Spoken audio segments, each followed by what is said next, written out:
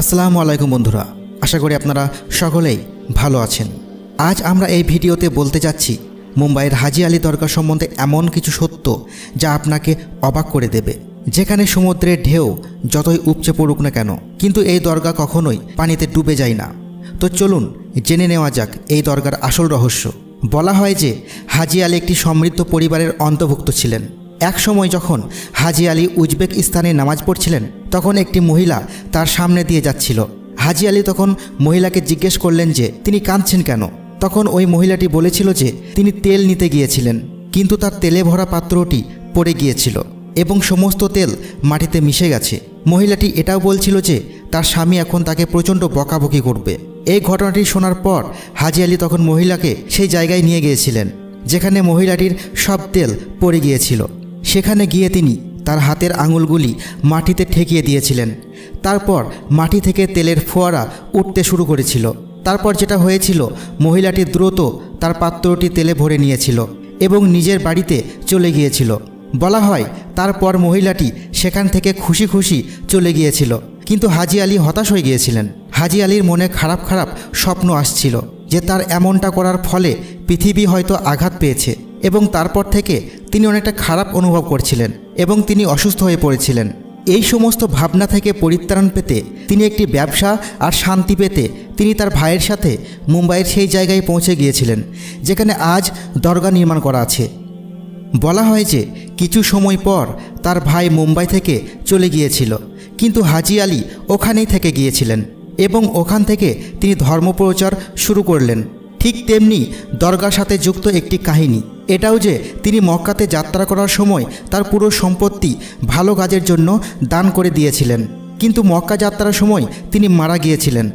এটাও বলা হয় যে তার ইচ্ছা ছিল তার মৃত্যুর পর তার দেহটি একটি কফিনে বদ্ধ করে যেন সমুদ্রে ভাসিয়ে দেওয়া হয়। কিন্তু আশ্চর্যের কথা হলো এটাই যে তার কফিনবদ্ধ দেহ সমুদ্রের পানিতে না ডুবে মুম্বাইয়ে ফিরে এসেছিল এবং তার কফিনের মধ্যে এক ফোঁটাও পানি ঢোকেনি। এই চমৎকারী ঘটনার পরই হাজি আলী স্মরণে মুম্বাইয়ে দরগা বানানো হয়েছিল। বলা হয় যে আজও পর্যন্ত সমুদ্রের মধ্যবর্তী স্থানে অবস্থিত হওয়া সত্ত্বেও দরগার মধ্যে পানির একটি বিন্দুও প্রবেশ করতে পারে না।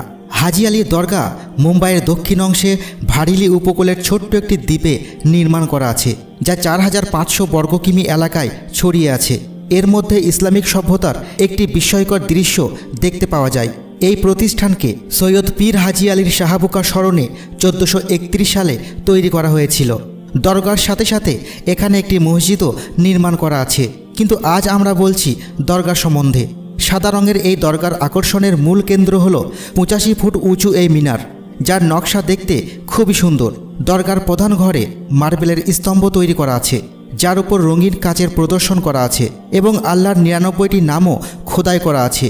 ঠিক তেমনি মাজারকে লাল এবং সবুজ রঙের কাপড় দিয়ে সাজানো আছে এবং এই মাজারের চারপাশে রূপোর পাথর দিয়ে তৈরি করা একটি ব্যাসার্ধ আছে।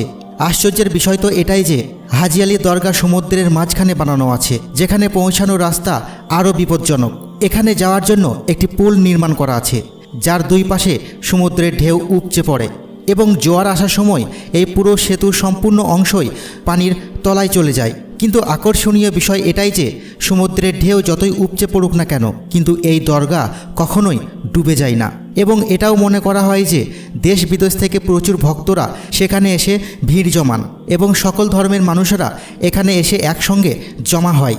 এই জায়গাটি কেবল শুধু ধর্মীয় স্থানই নয়, বরং এটি একটি পর্যটন কেন্দ্রও বটে। তো বন্ধুরা, আপনারাও কি এই পবিত্র স্থানে গেছেন? যদি আপনি গিয়ে থাকেন তাহলে আপনার অভিজ্ঞতা আমাদের সাথে শেয়ার করবেন। আজ তাহলে এই পর্যন্তই। আপনারা ভালো থাকবেন, সুস্থ থাকবেন। আল্লাহ হাফেজ।